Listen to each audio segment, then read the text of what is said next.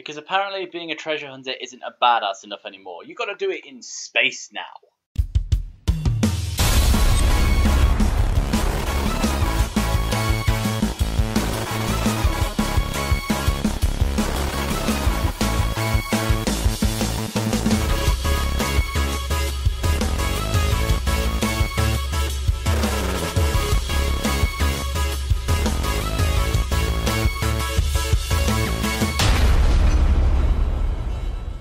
Salutations, Cinemasochists, I'm Darkest101, and this should be the last week of Double Dip December.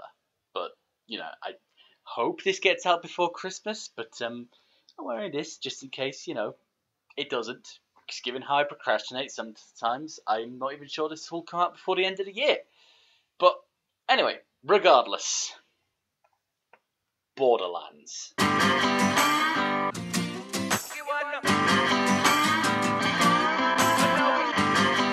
Borderlands, the self-styled role-play shooter. I mean, that's what it calls itself on the back of the box anyway, which kind of seems a little pointless to me. The amount of RPGs that are also first-person shooters, I mean, come on, you don't have to force yourself to be special Borderlands, just let your game speak for itself. And the game does speak for itself. It doesn't stop speaking for itself. Okay, I'm not sure where to start with Borderlands, so I think I'll just start with the way the game looks, which in 100% honesty, I love this cel-shaded style of graphics. They make the game look like a comic book jump to life and that you can experience this whole world in the panels.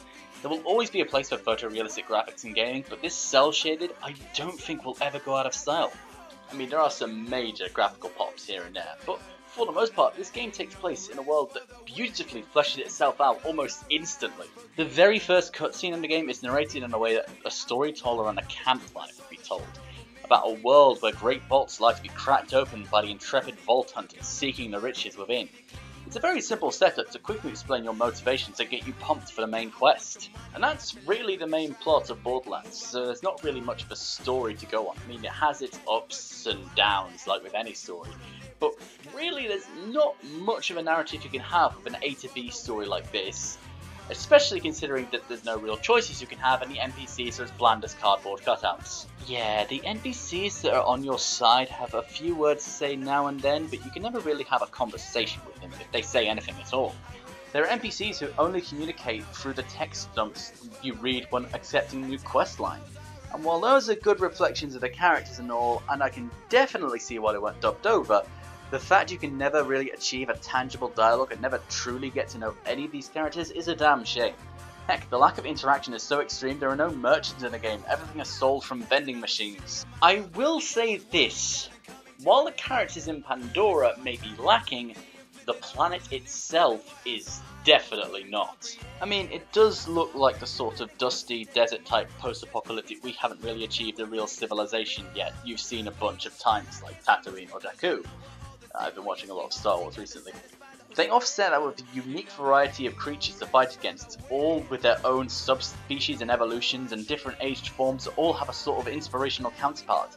Like the Skags are sort of like wild dogs if they could grow up and spit acid and bark lightning. And that's not without even counting the humanoid enemies.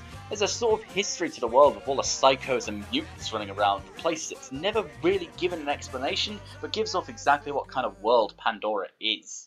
And then, there's the one thing we can all agree Borderlands does brilliantly.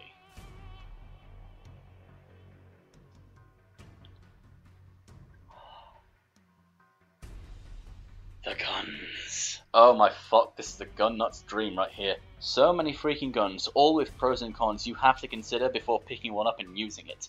And the guns all have various designs which are reflective of the numerous manufacturers who built them. Plus, while higher powered guns do deal more damage, no weapon feels overpowered, especially with the game's almost complete damage nerfing when it comes to fighting enemies at a higher level. If you're fighting an enemy that's higher level than you, you do gradually less and less damage the more levels there are between the two of you.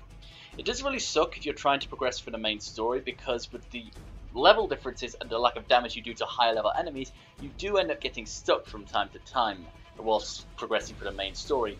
And considering the fact that NPCs are as bland as cardboard cutouts, there's no real compulsion to go through the NPC side quests. I mean, if you want to complete side quests, then you're probably going to, but I felt like I was forcing myself through them because I had no real reason for doing them. I mean, if this game is trying to be an RPG, then at least create colourful characters who I want to work for and with. I can think of dozens upon dozens of times where I've been distracted by a secondary objective in a lot of RPGs in the past, purely because a random NPC just came up and asked me for my help. I've explored miscellaneous objectives and cleared out completely random dungeons before, all because of NPC placement. So to say I felt no compulsion to do any NPC side quests, save the ones that are required of me in order to progress the story, shows just how lacking in character the NPCs really are.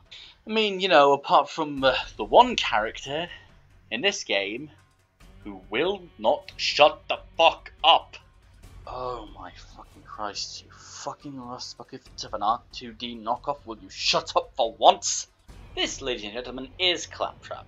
Pretty much your Na'vi of this game, the first character you end up meeting, the one you will speak to the most in this game, and the one you will most want to shoot just so he will stop bloody talking. Claptrap will spend most of his time calling you through your Echo device, just to remind you that an NPC has more quests for you, or that there are more quests available at the bounty board in this town or that. The thing is though, he will continue to remind you of this all on a 10-minute cycle. Like, can you not go 30 seconds, Claptrap, without reminding me that you haven't fucking completed the game yet? And if you happen to be around Claptrap, when he's not talking to you on your echolocation device, just trying to tell you, hey, you've got missions to do, he will just be the most attention-seeking fuck-nugget imaginable. It sucks that the only NPC that talks to you outside of questlines or the main story is just the most annoying pile of junk on the rock we unfortunately find ourselves on. All of which comes to the game's biggest sin. It's not a great single player experience. The game is so very clearly designed to be a multiplayer game, what with the fact that the game ends up giving you multiple classes to choose from at the start of the game, all with different abilities and powers that are specifically aimed at aiding multiple players rather than a single party. I mean, yes, playing with more teammates causes higher level enemies to appear and the game to get more difficult, but it's so clearly designed to be an experience as a team of Vault Hunters going out into the wastelands of Pandora, cracking wise with each other and having a good time.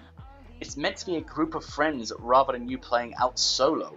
I mean, I can at least give Borderlands some credit for the fact that it's tried something different with an RPG in terms of online cooperation.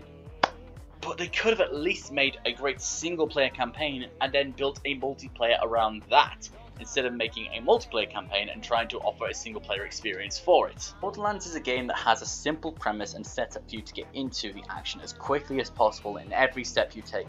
Quests start the moment you speak to the activating NPCs, the story starts the minute you load up the game, and the fights start as soon as you're in range.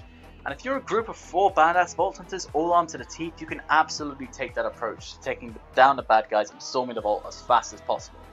But as a lone Vault Hunter, it quickly turns into seeing a lot of the last new use station you passed 5 minutes ago. Borderlands is a good game, sure.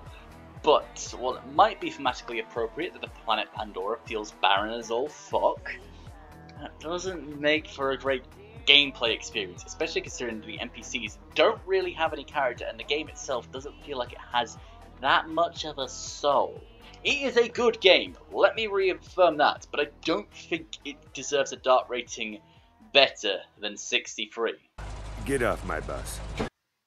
Alright then, one more review for Double Dip December. I sincerely hope you guys have been enjoying Double Dip December this year. I hope you enjoyed this of today's first reviews. Thank you for watching Darkest101 Reviews. I've been Darkest101. Happy fucking nightmares.